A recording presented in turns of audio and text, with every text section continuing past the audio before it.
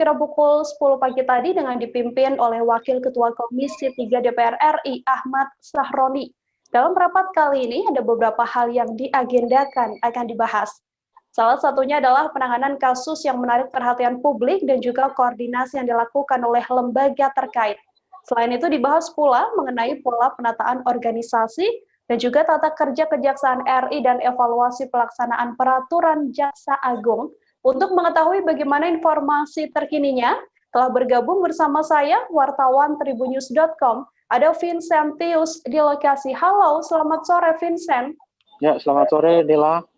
Saya ada di lokasi. Baik, bisa diinformasikan Vincent apa saja penanganan kasus menarik perhatian publik dan juga anggota Komisi 3 DPR RI yang dibahas dalam rapat kali ini? Ya, jadi ada dua kasus yang menjadi sorotan dari Komisi 3 dalam rapat dengan Jaksa Agung ini. Pertama, kasus itu adalah kasus tentang skandal emas impor senilai 47,1 triliun yang disoroti oleh anggota Komisi 3 DPR RI fraksi PAN Syarifuddin Suding dan juga dari fraksi PDIP Perjuangan, yaitu Arteria Dahlan. Jadi Suding mengatakan bahwa biasanya kita dikenal dengan money laundry, tapi sekarang ini ada modus-modus terbaru, yaitu pencucian emas, di mana seakan-akan perusahaan itu melakukan impor emas dari luar negeri, tapi nyatanya tidak tercatat sama sekali. Dan Arteria pun mengamini hal tersebut. Dia menyatakan emas yang semulanya itu dikirim dari Singapura dengan sudah siap diperjualbelikan dan juga sudah dilabeli, tapi ketika tiba di Bandara Soekarno-Hatta, emas tersebut justru dicatat sebagai masih berupa bongkahan emas. Hal itu dilakukan demi menghindari pajak impor dan juga pajak penerimaan impor. Kemudian kasus kedua, terdapat anggota Komisi 3 DPR RI fraksi P3, yaitu Arsul Sani, menyoroti perihal disparitas dalam penuntutan perkara tindak pidana umum. Dia menyatakan bahwa ada perbedaan antara proses penuntutan hukum bagi orang yang berseberangan sikap politiknya dengan pemerintah dengan yang tidak. Dia mencontohkan kasus Habib Rizik Syihab dan juga Ratna Sarumpait, di mana mereka mendapatkan hukuman maksimal karena dinilai diduga mereka berseberangan dengan pemerintah. Sementara dari yang tidak berseberangan dengan pemerintah, yaitu dia mencontohkan kasus Sunda Empire, hanya mendapatkan hukuman yang ringan, meski perkara tuntutan dan pasal yang dikenakannya sama. Begitu, Nila. Vincent, kemudian terkait kasus-kasus yang Anda sebutkan tadi yang disoroti oleh Komisi 3 DPR RI, apa tanggapan dari Jaksa Agung? Ya, untuk terkait kasus skandal impor emas tadi sendiri, Jaksa Agung ST Burhanuddin mengatakan pihaknya sudah mulai melakukan penyelidikan atau pengusutan terkait hal tersebut. Dia beralasan bahwa pihaknya itu tidak hanya mengawal APBN saja, melainkan juga memiliki, Kejaksaan Agung memiliki program untuk menyelamatkan uang yang masuk ke negara atau penerimaan negara. Dia juga menegaskan bahwa pihaknya akan terus mengawasi penerimaan baik di bea cukai dan perkara-perkara lainnya. Sementara terkait kasus dugaan disparitas, Jaksa Agung sendiri mengatakan hal tersebut terjadi karena dampak dari perubahan baru adanya pedoman Jaksa Agung. Di pedoman Jaksa Agung sendiri itu dia mengatakan bahwa pihaknya memberikan kewenangan untuk penuntutan ke daerah-daerah oleh jaksa daerah. Dan itu menurutnya adalah satu kelemahan tersendiri karena pihaknya tidak bisa mengawasi secara langsung adanya disparitas tersebut. Karena itu pihaknya pun mengatakan akan fokus menyelidiki kasus tersebut, dan juga pihaknya menekankan walaupun memberikan kewenangan ke daerah, namun pengawasan tetap akan ada berada di pusat demi menghindari terjadinya disparitas ini kembali. Begitu, Nila. Vincent, terakhir untuk kesimpulan dari hasil rapat Komisi 3 DPR RI dengan Jaksa Agung yang digelar hari ini seperti apa, bisa diinformasikan? Ya, tadi terdapat 3 kesimpulan yang sudah disepakati bersama dan dibacakan oleh pimpinan rapat, yaitu Ahmad Saroni. Kesimpulan pertama sendiri adalah Komisi 3 DPR RI mendukung dan penanganan perkara, khususnya yang menarik perhatian masyarakat atau terkait dengan optimalisasi pendapatan negara dengan memperhatikan prinsip keadilan restoratif, kemanfaatan dan transparansi publik. Kemudian kesimpulan kedua, Komisi 3 DPR RI mendesak Jaksa Agung untuk segera mengisi kekosongan jabatan berdasarkan Peraturan Kejaksaan RI nomor 1 tahun 2021 tentang organisasi dan tata kerja Kejaksaan Republik Indonesia agar dapat mendukung efektivitas dan transparansi penanganan perkara konektivitas di bidang pidana militer. Sementara kesimpulan terakhir yaitu adalah Komisi 3 DPR RI mendesak Jaksa Agung untuk mengatur pengelolaan struktur organisasi dan sumber daya manusia secara lebih objektif dan terukur, khususnya dalam sistem penempatan jaksa yang sesuai dengan kapasitas dan kebutuhan organisasi sehingga mendukung responsivitas dan akuntabilitas kerjanya. Begitu, Mila. Vincent, terima kasih banyak atas laporan Anda. Selamat kembali bertugas. Kita beralih ke informasi selanjutnya, Saudara. Gubernur DKI Jakarta Anies Baswedan menggulirkan wacana akan menarik rem darurat guna mencegah penyebaran COVID-19 yang semakin meluas. Pasalnya, angka penularan COVID-19 di ibu kota saat ini diketahui mengalami lonjakan yang cukup signifikan. Data menunjukkan sepekan terakhir kasus aktif COVID-19 di ibu kota naik 50% menjadi 17.400 kasus. Kebijakan rem darurat ini juga kita tahu bahwa bukan hal baru di DKI Jakarta. Pasalnya keputusan melakukan pembatasan ketat pernah dilakukan oleh Anies Baswedan pada September 2020 dan juga Februari 2021 lalu. Dalam kedua kesempatan itu, kebijakan rem darurat terbukti efektif dalam menekan laju penularan COVID-19 di ibu kota. Untuk mengetahui bagaimana kondisi terkini penyebaran COVID-19 di DKI Jakarta, telah tersambung bersama saya, wartawan Tribun Jakarta, Dionisius Arya. Halo, Dion. Dion, selamat sore. Iya, halo Nila. Dion, bisa diinformasikan bagaimana sore, kondisi Nila. terkini penyebaran COVID-19 di DKI Jakarta? Ya, penyebaran COVID-19 di DKI Jakarta memang saat ini tengah mengalami tren peningkatan. Gubernur DKI Jakarta Anies Baswedan sendiri mengakui bahwa ada lonjakan cukup signifikan pada sepekan terakhir. Hal ini ditandai dengan penambahan kasus COVID-19 di DKI Jakarta yang mencapai 2.000 kasus per hari. Padahal pada bulan lalu, pada sekitar bulan Mei, penambahan kasus hanya berkisar di antara 300 sampai 700 kasus per hari. Jumlah kasus aktif COVID-19 di DKI Jakarta juga meningkat 50% dalam sepekan terakhir ini menjadi 17.400 kasus. Padahal sepekan yang lalu atau pada tanggal 6 Juni lalu kasus aktif itu berada di angka 11.500. Begitu, Nila. Kemudian, Dion, tadi Anda mengatakan bahwa kita tahu kelonjakan terjadi di DKI Jakarta. Lalu untuk keterisian rumah sakit rujukan sendiri seperti apa? Jadi lonjakan kasus ini memang menyebabkan tingkat keterisian rumah sakit rujukan di DKI Jakarta terus meningkat. Gubernur Anies mengatakan tingkat keterisian rumah sakit rujukan yang berjumlah 106 di DKI Jakarta saat ini berada di angka 75%. Ini artinya hanya tersisa 25% ruang rumah sakit bagi pasien COVID-19. Walau demikian, Gubernur Anies mengklaim tak semua pasien yang dirawat di rumah sakit ini merupakan warga Jakarta. Sebab 27% pasien yang saat ini sedang dirawat itu berasal dari luar Jakarta. Mayoritas mereka berasal dari wilayah penyangga seperti Bekasi, Depok, Bogor, hingga Tangerang. Begitu, Nila. Adakah mungkin wacana akan diberlakukan pengetatan lagi di DKI Jakarta, Dion, terkait kelonjakan ini? Ya, Gubernur DKI Jakarta Anies Baswedan sendiri sempat menggulirkan wacana untuk menarik rem darurat atau memperketat peraturan protokol kesehatan di ibu kota. Ia menyebut kebijakan ini bakal diambil bila kasus COVID-19 di ibu kota terus melambung. Namun sampai saat ini Anies belum mengambil kebijakan tersebut, belum ada keputusan yang akan diambil.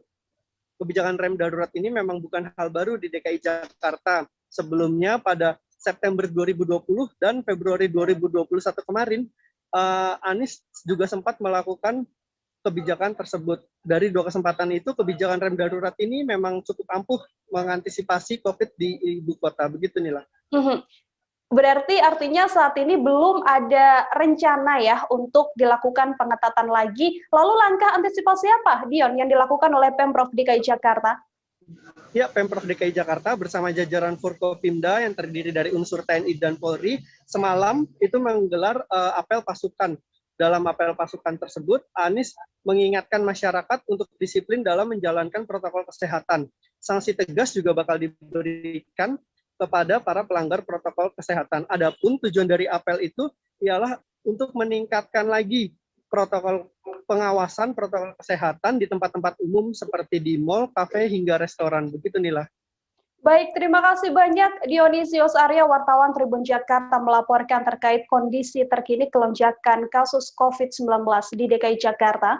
Masih terkait kasus COVID-19, Tribuners, kita beralih ke wilayah Solo. Puluhan warga di Desa Paulan, Kecamatan Colomadu, Kabupaten Karanganyar diketahui terpapar COVID-19.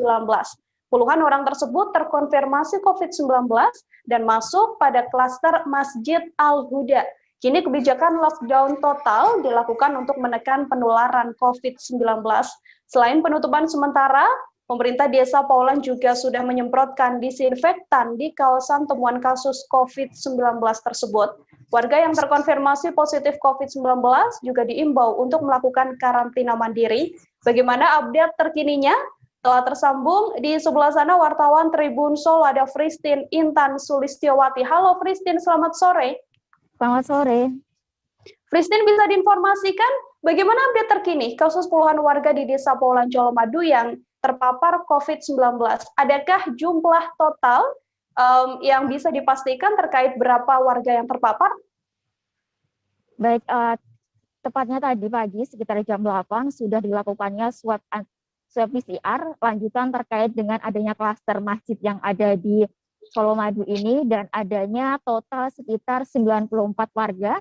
Akan tetapi untuk khusus untuk yang masuk dalam klaster masjid masih di angka 54 dan nantinya masih dilakukannya pengecekan lebih lanjut terlebih pada hasil swab yang PCR pada pagi hari tadi belum ada hasil ataupun belum ada informasi lebih lanjut.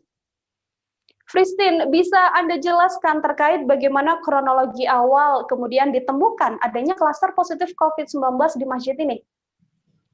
Penemuan awal pada tanggal 3 Juni 2021, tepatnya itu pertama kali pada penjaga ataupun pengurus masjid itu sendiri, dan dari hasil swab PCR dari pengurus masjid itu sendiri langsung mendapati positif, terlebih lagi langsung dilakukan tracking oleh pihak kelurahan kepada keluarga dan ternyata bukan hanya pengurus masjid saja tapi dengan imam dan khotibnya juga terindikasi positif COVID sehingga dilakukannya tracing lebih lebar lagi kepada keluarga jangan sampai juga jamaah yang ada di Masjid Al-Huda itu. Setelah itu dari selama 1 minggu terakhir sampai tanggal 11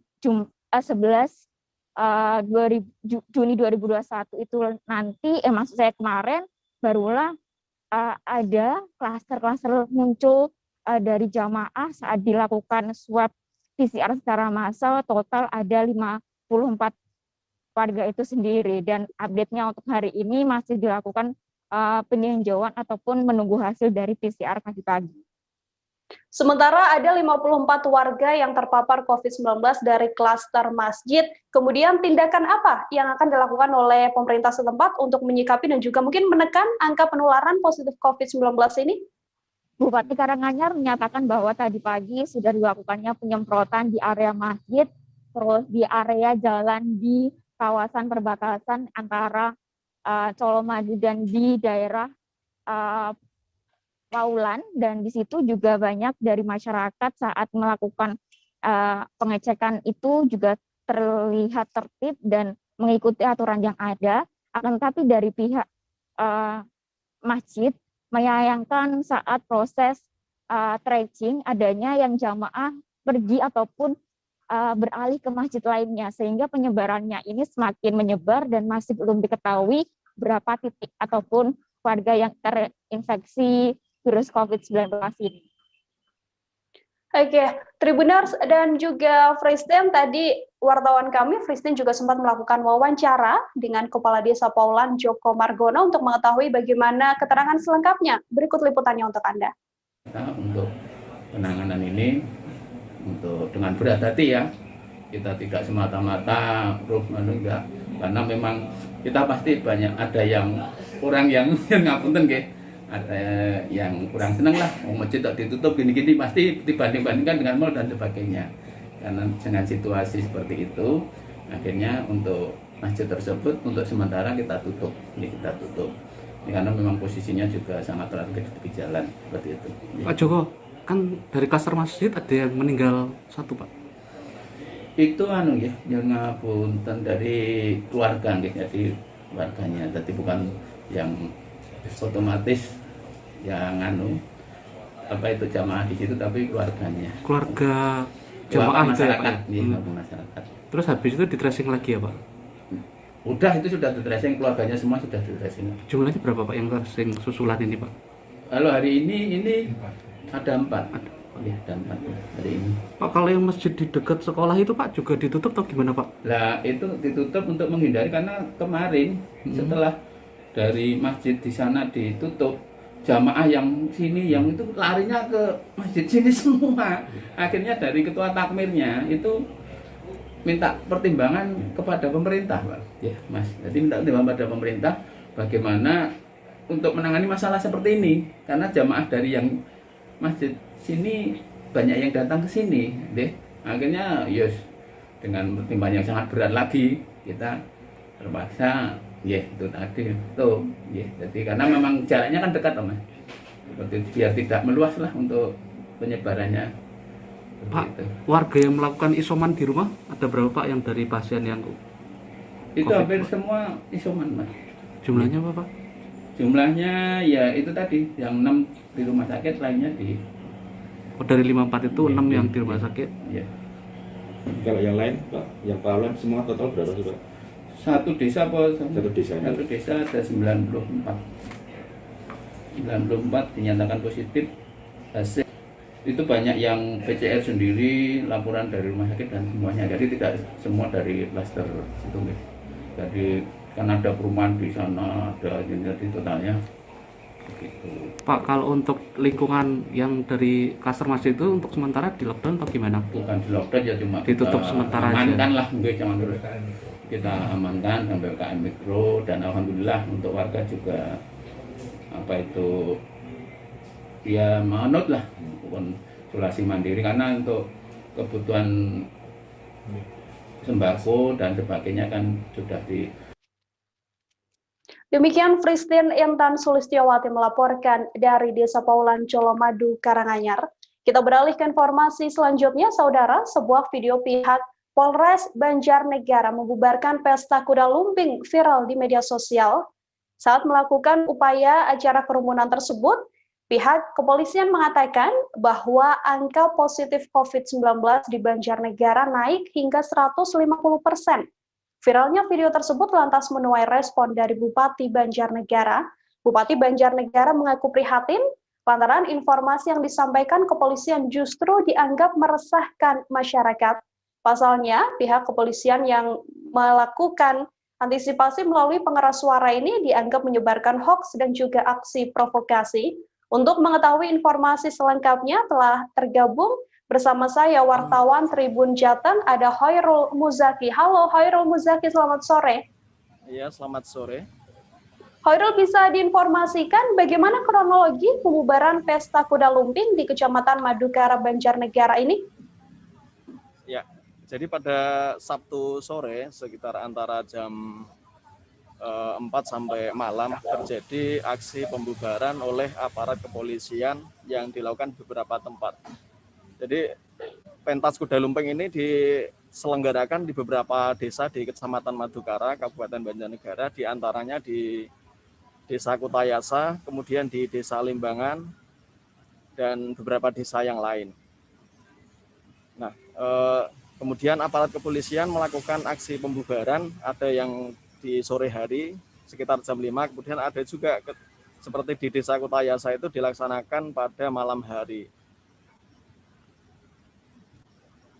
Baik, Hoirul, lantas apakah sudah ada keterangan dari pihak kepolisian? Apa alasan pihak kepolisian kemudian membubarkan pesta kuda lumping ini?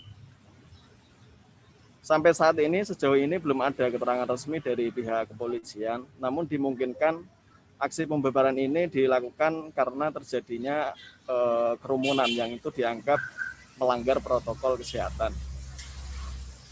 Karena adanya kerumunan melanggar protokol kesehatan kemudian dibubarkan oleh pihak kepolisian, tapi Bupati Banjarnegara bereaksi keras atas aksi pembubaran itu. Seperti apa reaksi dari Bupati Banjarnegara?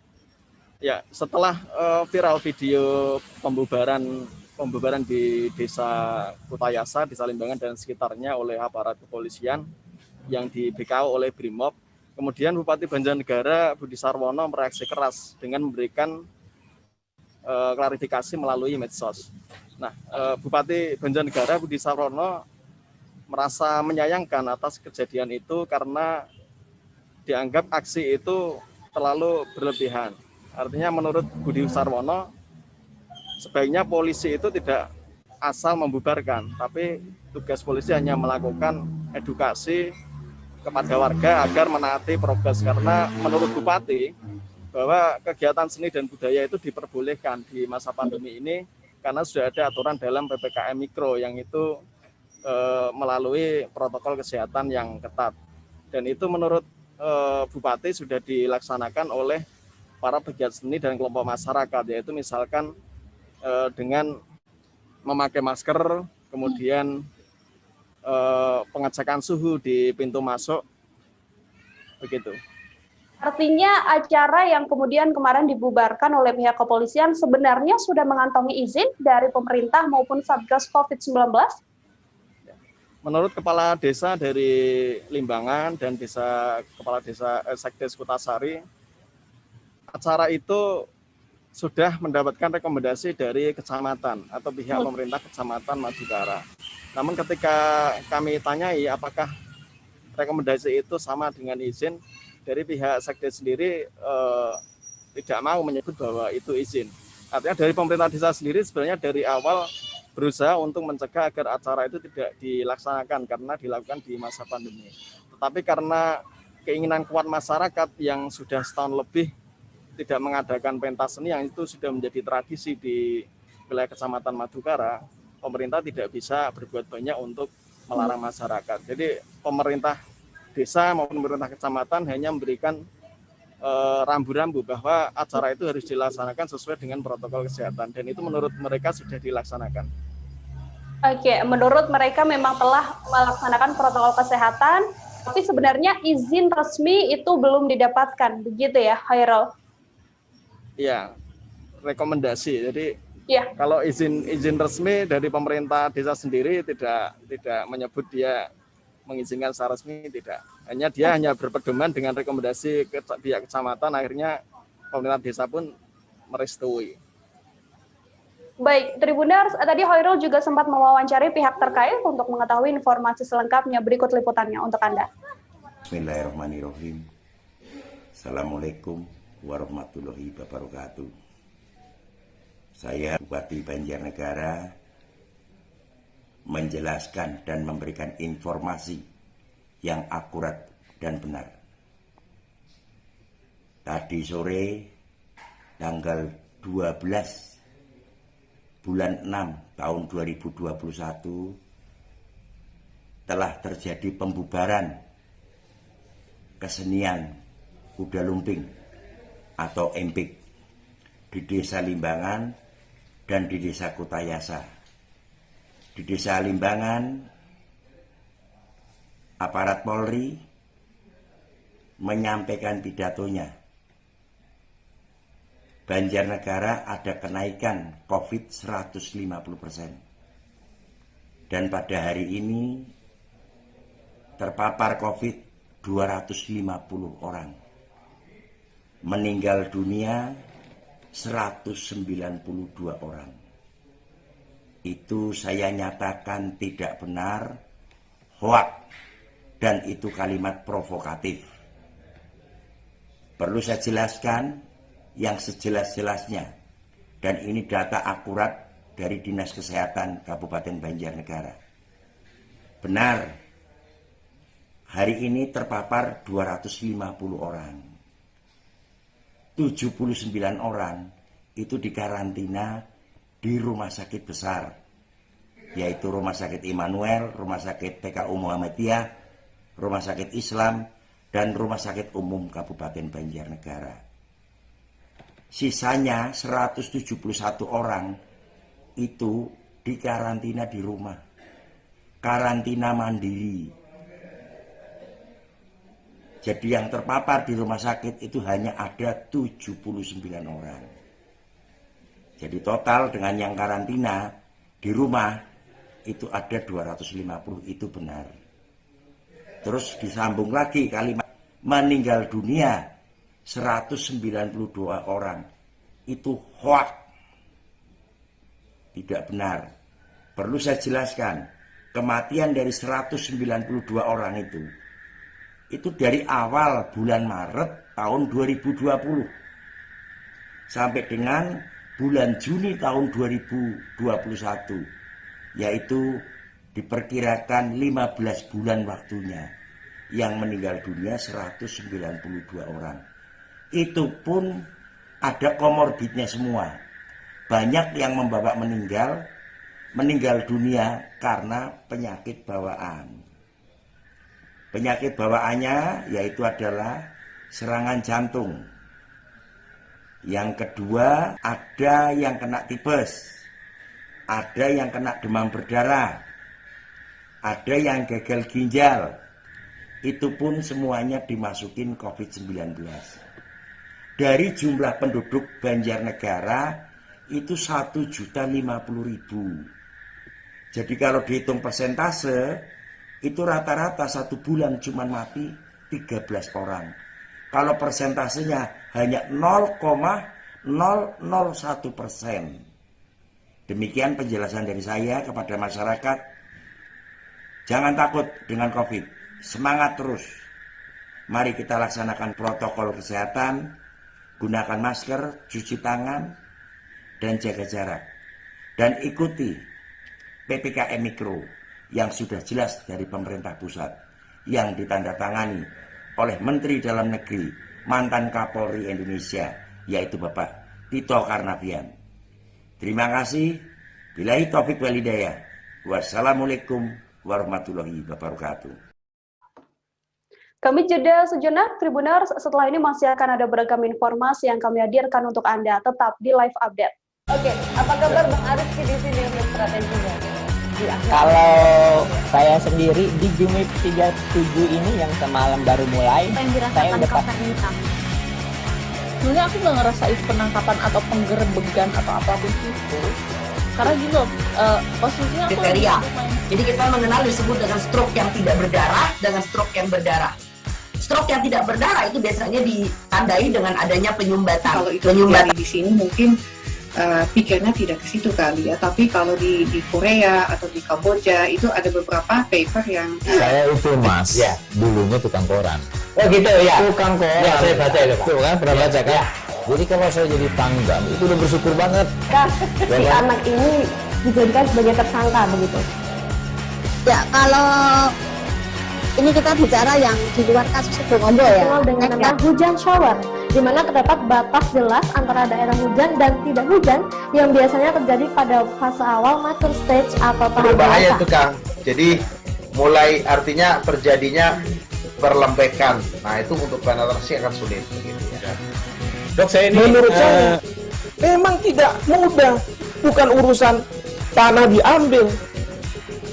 Kalau misalnya Amerika Serikat sekarang, Rasulullah mengatakan dalam sebuah hadis bahwa berpuasa di 6 hari Syawal itu.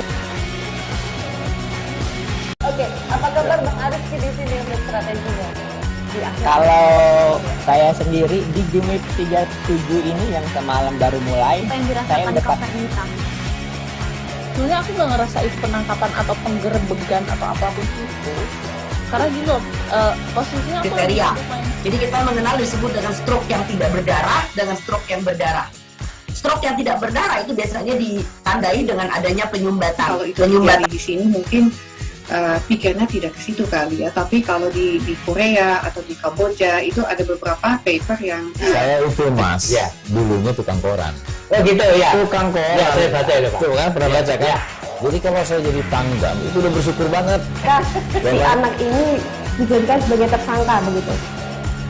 Ya, kalau ini kita bicara yang di luar kasus Bongombo ya. Dengan nama hujan shower, di mana terdapat batas jelas antara daerah hujan dan tidak hujan yang biasanya terjadi pada fase awal mature stage atau tahap berbahaya itu Kang. Jadi mulai artinya terjadinya perlembekan. Nah itu untuk penetrasi akan sulit. Gitu ya. Dok, saya ini menurut saya memang tidak mudah. Bukan urusan tanah diambil.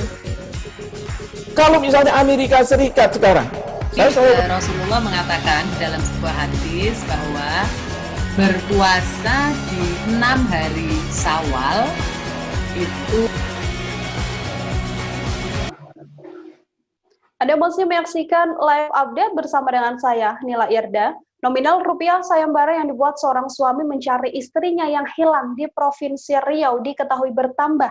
Sebelumnya, sayembara tersebut mematok nominal 57 juta rupiah bagi mereka yang bisa menemukan sang istri. Namun kini nominal tersebut naik menjadi 150 juta rupiah. Sang pembuat sayembara mengaku telah melakukan berbagai cara untuk mencari sang istri, namun upaya tersebut hingga kini belum juga membuahkan hasil. Bahkan ia juga telah melaporkan kehilangan istrinya pada Polsek Tampan, namun upaya pencarian sang istri belum juga menemukan titik terang. Sudah hampir 3 bulan, sang istri belum diketahui di mana keberadaannya. Istri tercintanya itu menghilang sejak 18 Maret 2021 lalu. Bagaimana update informasi terkininya? Telah bergabung bersama saya wartawan Tribun Pekanbaru ada Rizky Armanda. Halo Rizky. Ya, halo Nila di studio. Rizky, selamat sore. Bisa dijelaskan bagaimana kronologi awal sehingga muncul sampai ada dibuat ide sayembara ini? Ya, terima kasih rekan Nila di studio. Baik Tribuners, dapat saya laporkan bahwa seorang pria di Desa Tanjung Sawit, Kecamatan Tapung, Kabupaten Kampar, Provinsi Riau bernama Khairuddin Siregar baru saja membuka sayembara bagi siapa yang dapat menemukan keberadaan istrinya, yakni Ervina Lubis. Istrinya ini diketahui hilang sejak 18 Maret 2021 lalu.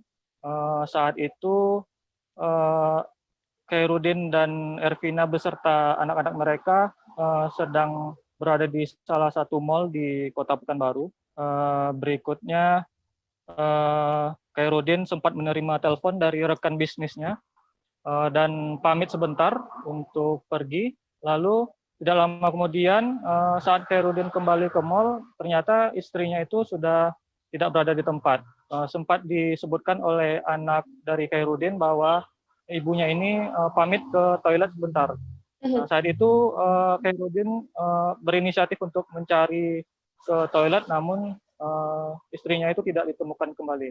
Nah, sejak itu Khairuddin memutuskan untuk membuat sayembara bagi siapa yang berhasil menemukan istrinya dengan mematok imbalan begitu. Awalnya 50 juta rupiah, lalu meningkat 75 juta, lalu 100 juta dan 125 juta, dan saat itu karena tidak adanya titik terang, sayembara sempat dihentikan dan saat ini Khairuddin kembali membuka sayembara dengan imbalan sebesar 150 juta rupiah. Begitu rekan Nila. Rizky, kemudian bagaimana orang-orang akhirnya bisa mengetahui wajah dari sang istri? Apakah ada foto di sosial media atau mungkin kontak yang bisa dihubungi? Iya, terkait hal itu memang Khairuddin sendiri sudah menyebarkan informasi mengenai istrinya ini, seperti apa sosoknya, wajahnya, dan juga dia mencantumkan nomor telepon yang bisa dihubungi bagi masyarakat yang mengetahui keberadaan atau bagi masyarakat yang mengetahui keberadaan dan bisa menginformasikan kepada Khairuddin langsung. yakni di nomor 0811 76 222. Begitu rekan Nila. Rizky, kemudian terkait hal ini begitu, apakah sudah mulai ada titik terang, mungkin ada orang yang menghubungi yang bersangkutan, dan juga harapan dari sang suami serta anak-anaknya sendiri seperti apa? Ya, Khairuddin Siregar sempat kami temui di kediamannya kemarin. Dia menyatakan sejauh ini memang belum ada informasi terkait keberadaan istrinya ini, dan dia berharap memang istrinya cepat kembali pulang, begitupun dengan anak-anaknya yang disebutkannya selalu merindukan kehadiran ibunya, setiap malam bertanya begitu kepada si Khairuddin, kapan ibunya akan pulang, begitu rekan Nila. Untuk mengetahui informasi lengkapnya terkait bagaimana pernyataan dari sosok Khairuddin Siregar ini, Tribuners berikut liputannya untuk Anda. Ini sudah hampir 3 bulan, beliau belum ada kabar beritanya, baik dari pemilih, baik dari kawan-kawan, belum ada yang memberi berita. Upaya pencarian sendiri gimana? Sudah kita lakukan berbagai upaya, mulai dari pencarian manual, baik melalui media online, media TV, sudah kita lakukan, namun belum ada beritanya juga. Sebenarnya ini bukan sayembara, tapi adalah imbalan bagi si penemu, mulai dari kemarin 50, 75, 100, 125, dan bahkan sekarang masih berlaku 150 juta bagi siapa yang menemukan atau memberi berita ini ke kita, atau siapa yang menghubungi ke kita, akan kita berikan imbalan sebanyak 150 juta. Oke. Apa harapannya Pak Haji? Harapan saya kepada semua lapisan masyarakat, baik itu kades, berharap kita kepada mereka, baik itu lurah, berharap kita kepada mereka, ataupun babinsa-babinsa yang ada di tanah air ini, supaya nanti kelak menemukan, supaya diberitahu ke kita. Dan berharap kepada istri saya supaya beliau pulang cepat, karena anak-anak dia sudah sangat merindukan. Setiap malam anak-anak mereka, anak-anak dia itu selalu menanyakan keberadaan ibunya. Sama yang paling kecil gimana Pak? Yang paling kecil itu gimana Pak? Terlebih-lebih yang paling kecil, dia selalu setiap malam dia menunggu, seakan-akan ibunya pulang, seakan-akan dia berharap ibunya pulang. Kita beralih ke informasi selanjutnya, saudara, seorang pria di Desa Spaso Barat, Kutai Timur diduga tega membunuh anak dan istrinya. Insiden tragis itu terjadi selepas ibadah sholat maghrib. Kasus ini terbongkar setelah pelaku mendatangi masjid dan mengamuk tanpa menggunakan busana. Akibat aksi pelaku, 2 orang diketahui meninggal dunia, yakni istri dan sang anak, serta seorang imam masjid yang mengalami luka di telinga dan tangan saat berusaha melerai amukan pelaku. Pelaku juga mengalami luka di bagian leher dan sudah mendapatkan perawatan di puskesmas setempat. Bagaimana informasi terkininya terkait kasus pembunuhan ini? Telah bergabung bersama saya wartawan Tribun Kaltim ada Syifaul Mirfaku. Halo, selamat sore Syifa. Halo, selamat sore Nila di studio. Syifa, bisa dijelaskan bagaimana kronologi kasus ini dan apakah pelaku langsung ditangkap oleh pihak kepolisian setelah melakukan aksinya? Ya, terima kasih Nila. Benar sekali, telah terjadi pembunuhan seorang ibu dan anak di Desa Spaso Barat, Kecamatan Bungalon, Kabupaten Kutai Timur. Kejadian tragis tersebut dilakukan oleh suami korban yang berinisial AH. Pembunuhan diperkirakan terjadi pada hari Minggu, tanggal 13 Juni 2021 pukul 19.30 waktu Indonesia Tengah selepas ibadah maghrib. Kapolsek Bengalun AKP Slamet Riyadi melalui rilis kepolisian membeberkan kronologi kasus pembunuhan ini yang bermula saat AH mendatangi masjid di dekat rumahnya sambil mengamuk dalam keadaan tanpa busana sambil membawa senjata tajam berupa parang.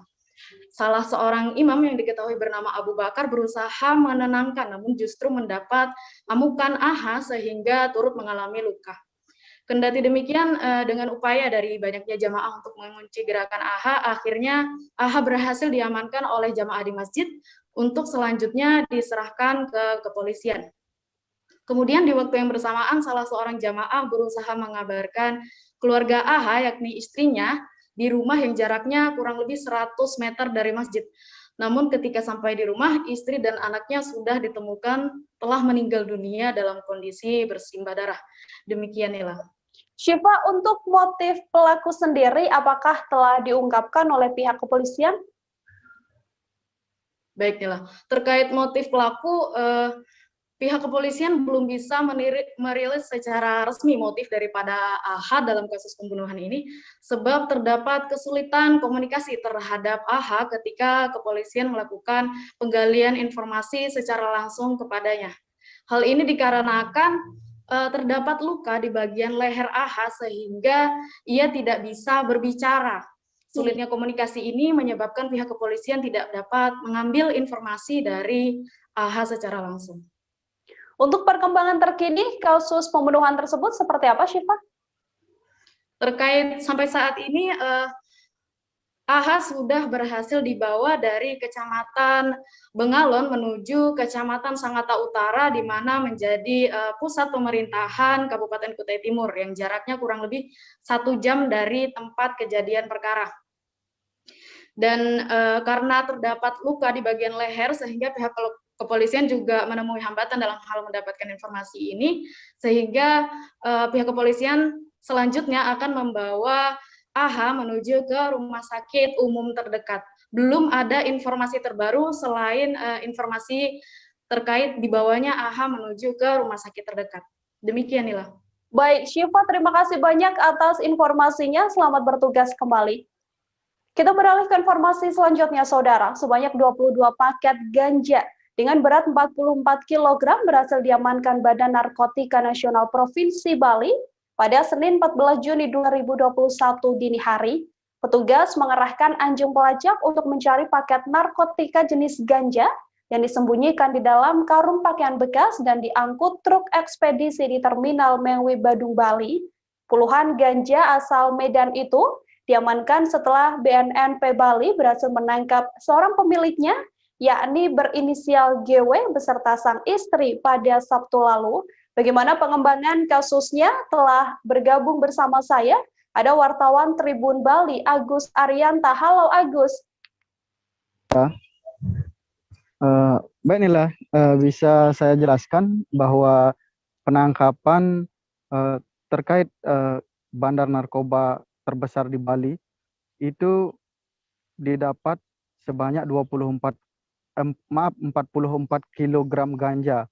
Jadi bandar yang diketahui inisial GW ini diamankan di wilayah Banyuwangi. Pengamanan bandar ini dilakukan karena bandar ini merupakan DPO. Sebelumnya bandar ini memang diincar dari beberapa kasus yang ditangani oleh BNN Provinsi Bali termasuk BNN Kabupaten. Nama bandar ini terus kelihatan atau disebut-sebut sebagai pemasok ganja. Nah, setelah itu dilakukan penyelidikan terkait bandar tersebut. Jadi bandar itu langsung diamankan di wilayah Banyuwangi. Setelah diamankan, dilakukan pemeriksaan dan diketahui bahwa bandar tersebut dengan inisial GW akan mengirim barang atau narkoba jenis ganja ke Bali dengan menggunakan mobil ekspedisi. Setelah itu BNN langsung melakukan pemeriksaan di wilayah dari Jakarta, Surabaya, hingga sampai Bali. Jadi sebelum dilakukan pemeriksaan atau penggeledahan, mobil ekspedisi tersebut dibuntuti dari Medan. Dari jalan tol Merak menuju Jakarta hingga sampai Bali. Jadi BNN Provinsi Bali ini bekerja sama dengan tim Direktorat Penindakan dan Pengerjaan Deputi Pemberantasan BNN RI. Sehingga sampai dipantau terus hingga sampai Bali, mobil atau bus truk ekspedisi tersebut diarahkan ke Terminal Mengwi. Nah, setelah di Terminal Mengwi, jadi dipastikan semua dalam kondisi steril. Jadi beberapa petugas sudah mengamankan terduga pelaku dan petugas dari BNN Provinsi langsung menurunkan anjing pelacak untuk mengecek barang tersebut. Jadi saat pemeriksaan barang tersebut terdapat di dalam box mobil tersebut. Sehingga setelah dilakukan pemeriksaan ditemukan 15 karung yang di dalamnya berisi pakaian bekas, sapu, dan lainnya. Dari 12 karung yang ditemukan, 5 diantaranya berisi ganja dengan berat 44 kg. Jadi paket ganja yang didapat itu sebanyak 12 paket dengan berat 1 paket 2 kg. Itu Nila. Agus, untuk saat ini bagaimana perkembangan kasus adanya pengedaran narkotika ini? Nah, pengedaran narkotika di Bali khususnya marak disebutkan oleh Kepala BNN Provinsi Bali, yakni Brigjen Pol DRS Gede Sugianyar Dwi Putra, itu menyebutkan bahwa kasus narkoba di Bali ini sekarang banyak didominasi oleh ganja. Karena menurut dari hasil penyelidikan dari kasus-kasus yang ada, beberapa masyarakat di Bali yang menggunakan ganja itu adalah kaum milenial. Jadi ada beberapa profesi juga yang menggunakan ganja seperti pelukis, pemain musik, dan guru surfing di Bali. Jadi dari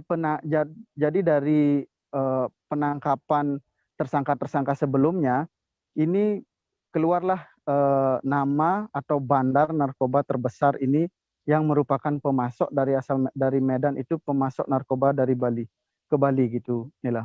Jadi untuk sekarang update terkait kasus tersebut, sementara polisi masih melakukan pengembangan karena ada 3 orang yang baru diamankan, yakni istri dari terduga pelaku atau tersangka dan supir truk ekspedisi.